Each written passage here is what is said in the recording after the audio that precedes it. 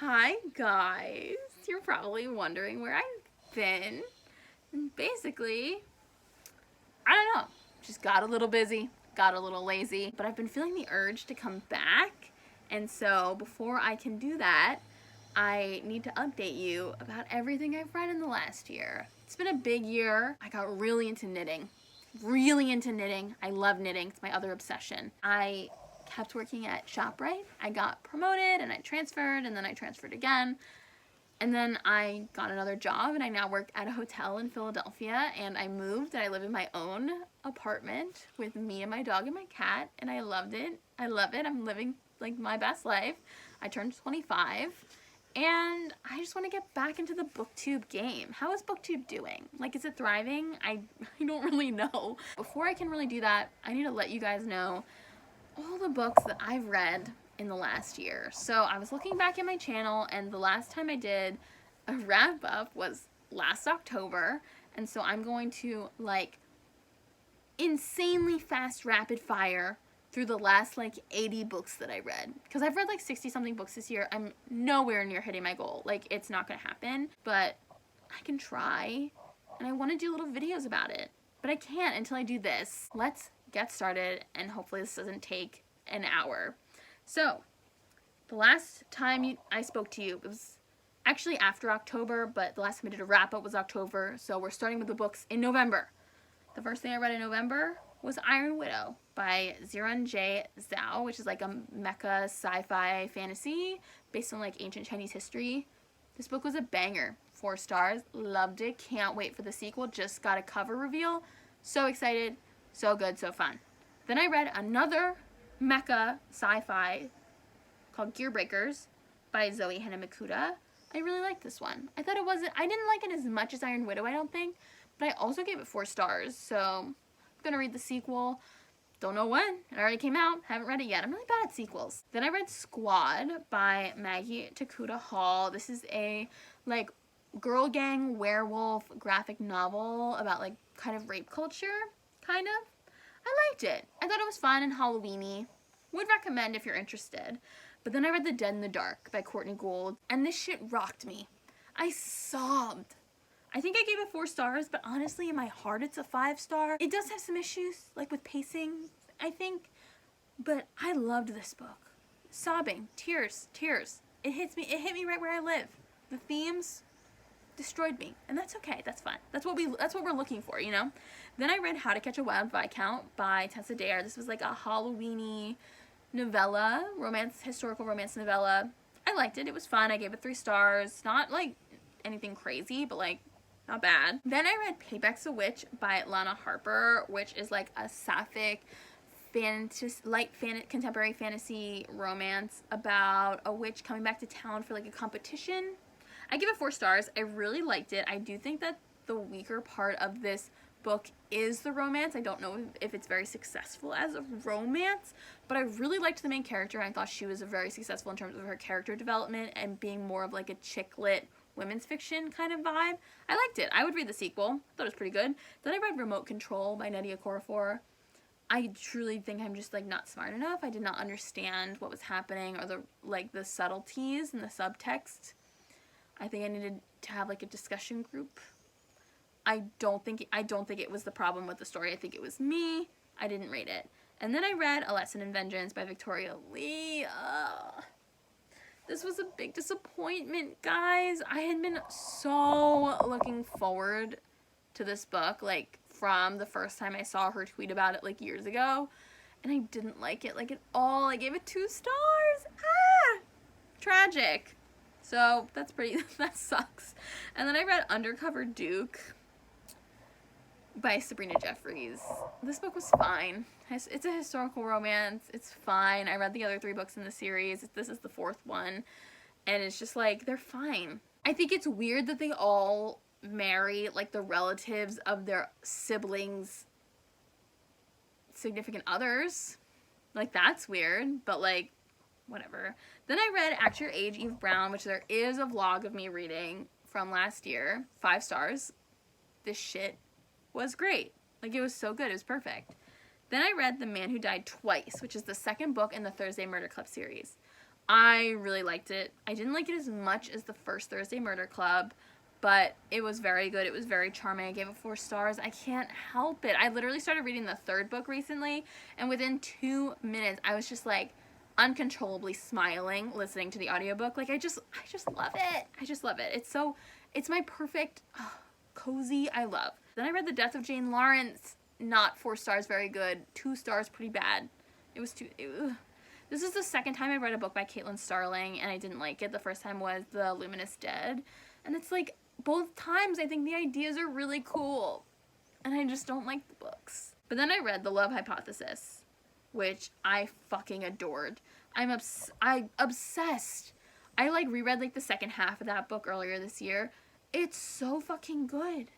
It's so good. Then I read The Ex Hex by Erin Sterling, which is the other like witchy romance that came out last year that I think like really, I think rocketed that trend into pop like reading culture. The Ex Hex, I also really liked it. I gave it 4 stars. This one I also think was pretty messy. Like I thought Payback's a Witch was pretty messy. I think this one's pretty messy. I think in terms of this book, the romance was more successful in that it was a good romance, but then the main plot was a lot like shakier, so they kind of like balance each other out. I really liked The Ex Hex. I would read the sequel. And then this is the moment where I got Kindle Unlimited. And just like, it devolved. It devolved, okay? So first I read Claimed by the Orc Prince by Lionel Hart. This was very sweet. Or like arranged marriage with an orc prince and I think he's an elf prince? Or human? I'm not sure. I liked it. I gave it 4 stars. And then I read A Lady of Rooksgrave Manor, which is like a monster fucker reverse harem like why choose romance, and it was creative. I gave it 4 stars, so it was good. I really love a monster romance, and this is a trend that you will see continue, and I'm not ashamed of it. So next I read Morning Glory Milking Farm, which is a Minotaur romance. I also gave it 4 stars, so let's move on. Then I read Captive of the Horde King, which I gave 3 stars. I have an iPad now. That's what I keep looking at. I have an iPad now. Captive of the Horde King. This was bad. By Zoe Draven. I gave it 3 stars. I wouldn't read the rest of the series. Then I read Stalked by the Kraken by Lillian Lark. It was good. It was good. Then I read Mongrel, which is like a gay werewolf vampire historical romance mystery, and I liked it. I gave it 4 stars. I don't think it really deserves 4 stars, but I did like it. I think I enjoyed it. I did not enjoy Birthday Girl by Penelope Douglas. It was like a downer and a snooze fest for a book that, you know, is about a girl fucking her boyfriend's dad. Like, it didn't give anything. Then I read When the Earl Was Wicked by Stacey Reid. I gave it 4 stars, but I truly could not tell you what this book was about. So then I was like, okay, I'm not really feeling it. What do I want to read? I want to read books that I know I'll like. You know what I mean? So I reread a series that I love, and that's the Mount Trilogy by Megan March. And so that consists of Ruthless King, Defiant Queen, and Sinful Empire. 5 stars, 10s across the board, no complaints. That shit's a banger. And then I was like, what else do I know I want to read? Oh, just more Megan March? Okay. I read 12 books in 4 days. Let's talk about it, okay? Next I read, I think it was even 3 days. Next I read the Dirty Billionaire trilogy, which is Dirty Billionaire, Dirty Pleasures, and Dirty Together. This is honestly the sweetest of the, like, tamest of the series, because it's not like about like mob shit. It's just about like she's a country singer and he's like a tech billionaire, and it's just like, it's kind of cute, except for the very end of the last book is bonkers, but like this was really cute. I did not as much like the Forge trilogy, which is Deal with the Devil, Luck of the Devil, and Heart of the Devil. They were like messy, like plot wise. It was just so much shit happening. It didn't make any sense. I did not love them, but I did give them each 3 stars, so like, what the fuck do I know? And then I read Beneath These Lies, which is the 5th book in the Beneath series. My friend Hana recommended this one to me. This was really good. I gave it 4 stars. I really liked it. I thought it was really cute. And then I read the Magnolia Duet, which is kind of a spin-off of the Mount trilogy, which is the original trilogy that I loved, which is Creole Kingpin and Madame Temptress. I thought these were fine. I gave them each 3 stars.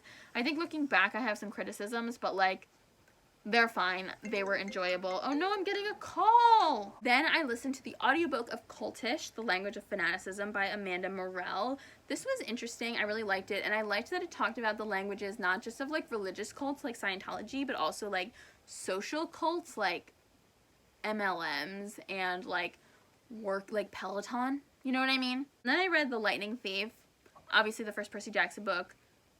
Just a banger. That shit slaps even like 10, 15 years later. Like, it's so fucking good. It's so funny. It's so charming. Then I read Eight Will Fall by Sarah Harrion. Literally, I've never seen anybody read this book, but it was like a book box book like 2 years ago, and Allie from the Hardback Hoarder unboxed it, and I thought the cover was pretty. So it was available, the audiobook, and so I listened to it. It's more of like, it's kind of a fantasy horror. That's what made me keep reading when I like looked up reviews in the middle of when I was like, I don't know. And they were like, the horror parts were really good. And I was like, well, I'm interested in that. It was fine. Then I read The Duke Heist by Erica Ridley. This is the first book in the Wild Winchester series. This was also fine. Some parts were enjoyable. Some parts I thought were stupid, but it was fine. Then I read Duke Gone Rogue by Christy Carlisle. I gave this 4 stars. I think it's pretty average looking back, but I do think it was an interesting take on like historical romance, because it's like a Duke book and those are usually like really Regency based, and this one takes place in the late 1900s, so it was a lot more like he's like, yeah, he's a duke, but he interacts a lot with just like normal people because the social classes have become a lot less strict that way. It was just an interesting take on it. It was a time period that I hadn't read a lot of romances in before, so I liked it a lot. I did not like a lot At the Duke's Pleasure by Tracy Ann Warren. This book sucked. Then I read Tender as the Flesh by Augustina Basterica. I gave it 3 stars. This is the cannibalism one that's like translated from Spanish, I think. Portuguese, maybe. I don't think I liked it, but it was thought-provoking. So I'll just leave it at that. Then I reread the Mount trilogy, so we'll just skip on over that. Okay, listen. I'm clearly in a moment of my life where I just am not reading that much new stuff. I'm in a reading slump. I want to reread shit. And I was like, okay, I already did the Megan March. Who do I have books from that I have wanted to read? And it's an author that I like and I just haven't done it yet. And I was like, oh my god, Amanda Quick. I don't know if you can tell, but this stack over here, ooh, these are all Amanda Quick books, and I have more in the back. I've read so many books from this author. But recently, all of her historical romance releases have been like 1920s old Hollywood, not like Regency stuff. So I wasn't really interested, but I did read 6 of them. First was The Girl Who Knew Too Much. This was bad. Like, it was fine, but the audiobook narrator is... I don't know what the fuck she was doing. She used a British accent the whole time. A British accent! This book takes place in California. Second book is The Other Lady Vanishes, which was pretty fine. I think it was fine. Third book is Tightrope. Main characters from the circus. That's interesting. These all got like 2 or 3 stars, so I'm not going into them too much. Next was Close Up, which is the worst in the series, of course. The 5th book was The Lady Has a Past. It was fine. Actually, I think it was the best in terms of like plot and mystery. And then the 6th is When She Dreams, which was stupid. Amanda Quick loves to play with the idea of the supernatural and her paranormal in her books. And usually it's pretty clear when she's committing to the bit, because those are the books where her characters have powers, like have psychic powers. This book is like pussyfooting around the idea of psychic powers and not committing. And I know that it's referencing things that she has brought up in her other books where they do have psychic powers. So I'm like, I know that you can commit to it. So either just fucking do it or don't, because I'm tired of this. Because it's not in the first, like, 4 books. And then the 5th and 6th books both have it. I don't know. Then I was like, okay, so this is something I haven't mentioned because it hasn't shown up on my Goodreads list that I'm going through right now. But I read The Sum of All Kisses 4 times this year. Before this point on the list that we are at, I think I had already read it twice. And then I read it again. And then I decided to reread the series, and then this is the 3rd book in the series. So I reread the first, I read the 1st and 2nd, I read it again, and then I read the 4th. So the first book in the Smythe Smith Quartet is Just Like Heaven. This book was good. It was really sweet. It was really cute. There is no fucking plot. There's no plot whatsoever. The main hero is like insensible fever state for like 20% of the book. There's no plot. There's like no conflict. Zero conflict. There's nothing. It was really cute though. Second book was A Night Like This. It was more interesting than the first one. I really liked it. Hugh, the main character, hero of this book, is a side character in this one, and he has a great moment at the end. Like, I love him. This is obviously the 3rd book. It's one of my favorite romances I've ever read. Not that I would recommend it to other people. I think it has severe problems. But it's just like something about the romance itself is really cute to me, and I love it. I love it so much.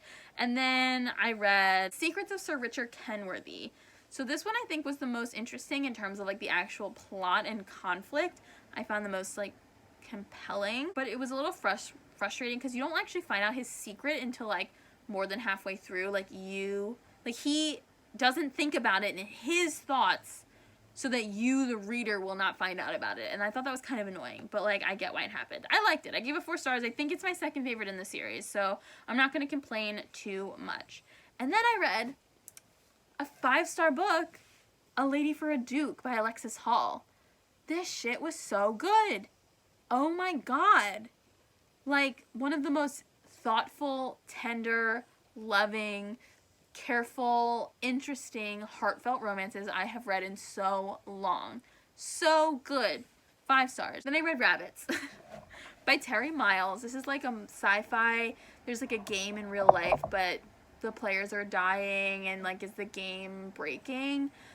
I liked a lot of the concepts, and then I got to the end and I was like, I don't know what the fuck happened. Like, I felt like nothing happened in the whole book, so I gave it 3 stars. It was fine. Then I read A Prince of My Own by Stacey Reed, who I think also wrote When the Earl Was Wicked earlier this year.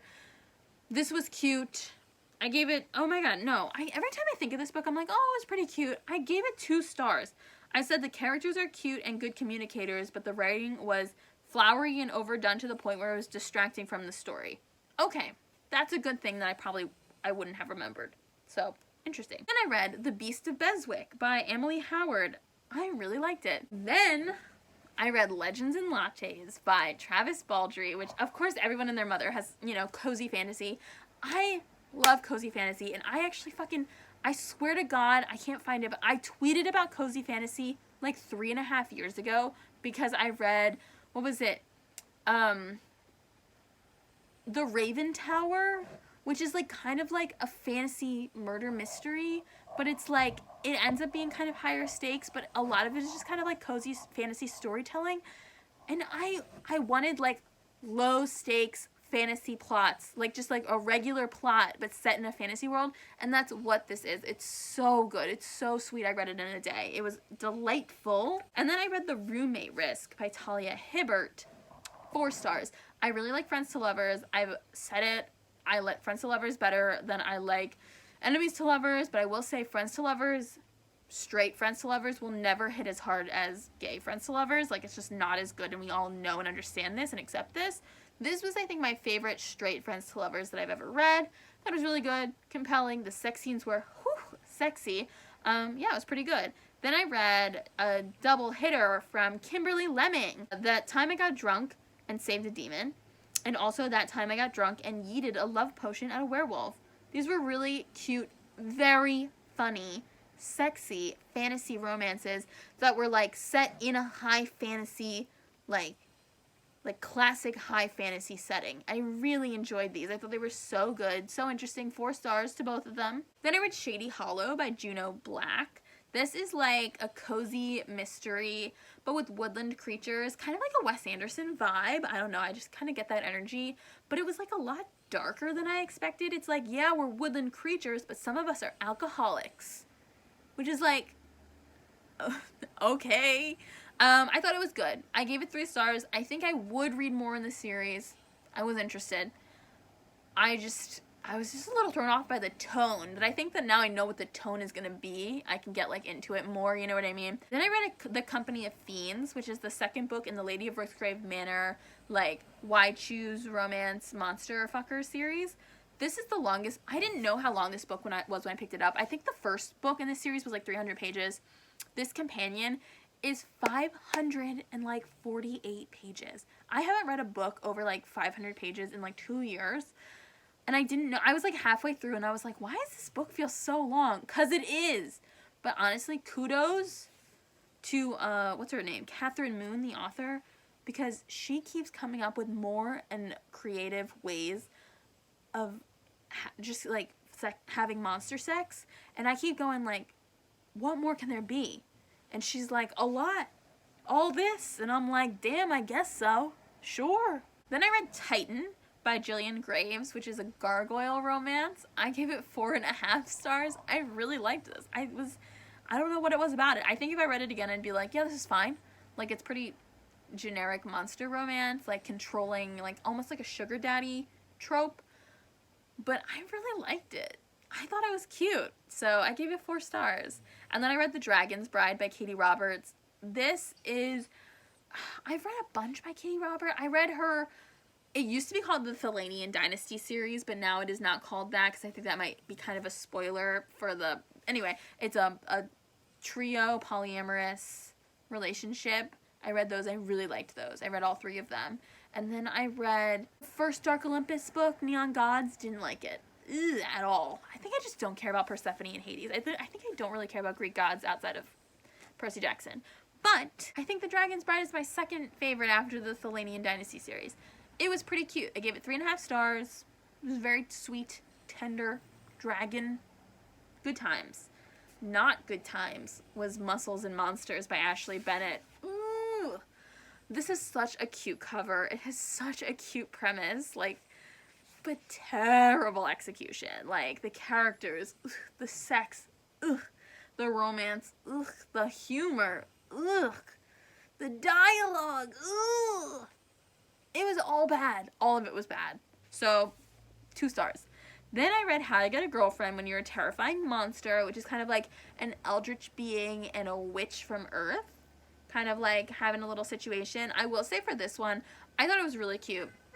The romance is more of a subplot, and the plot is a little bit more like fantasy adventure. Then I read Sweet Berries, which is the sequel to that Minotaur, like, Cambric, Morning Glory Milking Farm one. This was really cute. This one was about a girl and a Mothman who hook up. And I really liked it. I thought it was fun. I said it was surprisingly sweet, entertaining, and interesting.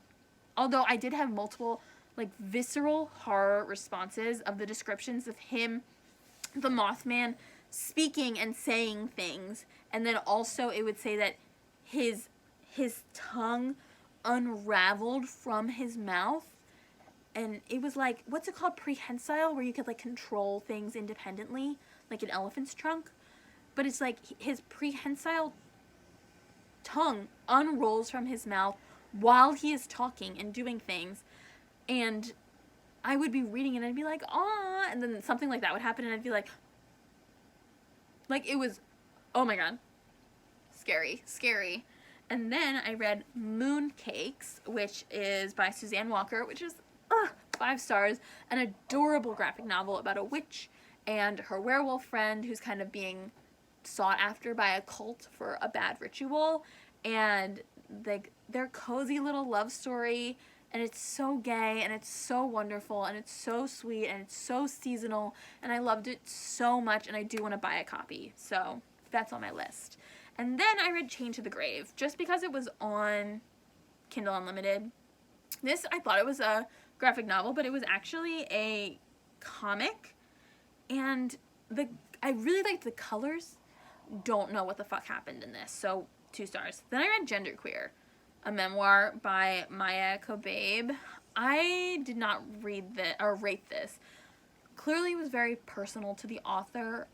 I don't know how I felt about it. I thought it ended very abruptly, Like I didn't see it coming, not in like a surprise way or like a twist way, but like I was reading and then I was like, oh, it's over.